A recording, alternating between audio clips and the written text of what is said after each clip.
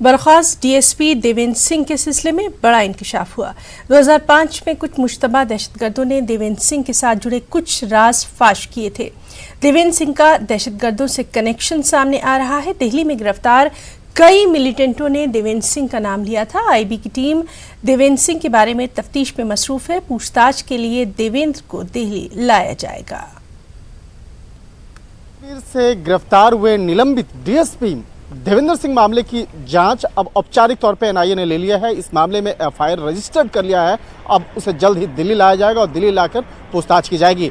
उससे बाकायदा आईबी और रॉ की भी टीम बाकायदा पूछताछ कर चुकी है और आईबी को पूछताछ के दौरान कई महत्वपूर्ण जानकारी मिली और एक जानकारी ऐसी मिली है कि साल 2005 में भी देवेंद्र सिंह का नाम कुछ संदिग्ध आतंकियों के साथ जुड़ा था और ये मामला उस वक्त में आया था जब दिल्ली में 7 संदिग्ध आतंकियों की गिरफ्तारी हुई थी। इस वक्त में मैं आपको कुछ दस्तावेज दिखाना चाहूँगा जो काफ़ी महत्वपूर्ण है और ये दस्तावेज हैं देवेंद्र सिंह से जुड़ा हुआ। देवेंद्र सिंह का नाम से एक जो आप लेटर है बाकायदा वो आप देख सकते हैं जो गुलाम मोइनुद्दीन डार के खिलाफ उसके लिए बाकायदा लिखा गया था और उसको एक अपना लेटर भेज करके इसमें देख सकते हैं इसमें लिखा हुआ है कि पिस्टल और वायरलेस सेट उसको ले जाने की इजाज़त दी जाए और इसके साथ ही तमाम फोर्सों से भी अपील की गई थी कि उसे बिना कोई वेरिफिकेशन के आगे जाने दिया जाए।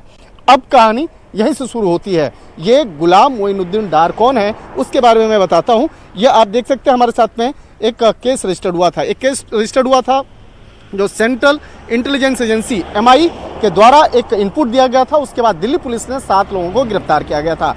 इसमें से एक थे हाजी गुलाम मोइनुद्दीन डार।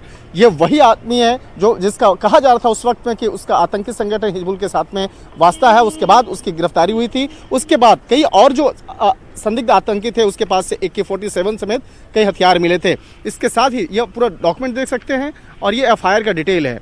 और इसके साथ ही आपको मैं दिखाना चाहूँगा कि जो तमाम जो लोगों की गिरफ्तारी हुई थी ये उसके नाम हैं साकिब रहमान, मसूद, बशीर अहमद और इसी में कई ऐसे लोगों की हाजी गुलाम मोइनुद्दीन ये आप देख सकते हैं जो चौथा नंबर है। इसके साथ ही इससे जुड़े हुए तमाम जो एलिगेशंस हैं वो देख सकते हैं। तो इस मामले पर जो सबसे बड़ी बात निकल के सामने आ रही है कि जो दस्तावेज है जो सबसे महत्वपूर्ण दस्तावेज ये बताया जा रहा है, ये दस्तावेज का वास्ता जो बताया जा रहा है कि जिस तरह से एक संदिग्ध आतंकी को उन्होंने एक खत लिख करके एक बाकायदा उसे कहीं भी अपने आर्म्स और इसके साथ ही अपने वायरलेस सेट ले जाने की इजाज़त दी गई थी, वो कहाँ तक सही था। ये वायरलेस सेट जबकि ये प्राइवेट आदमी है, प्राइवेट आदमी पे को वायरलेस सेट ले जाने की और पिस्टल ले जाने की इजाज़त उस वक्त में दिया गया था। अगर इस मामले पर उस वक्त में पुलिस अगर सतर्क होती तो निश्चित तौर पे इस मामले पर आज देवेंद्र सिंह के पहले ही कार्रवाई होती। तो एक तरह से कहीं न कहीं देखा जा रहा है कि काफ़ी संदिग्ध मामला है। जब देवेंद्र सिंह को यहाँ पर एनआईए की टीम लेकर आएगी तो निश्चित तौर पर इस मामले पर भी पूछताछ होगी कि आखिर चूक कहाँ हुई, क्योंकि इस मामले की जानकारी उस वक्त में भी जम्मू कश्मीर की पुलिस को औपचारिक तौर पर दी गई थी। वीडियो जर्नलिस्ट नरेश के साथ शंकर आनंद, न्यूज़ 18 दिल्ली। दिल्ली में कांग्रेस की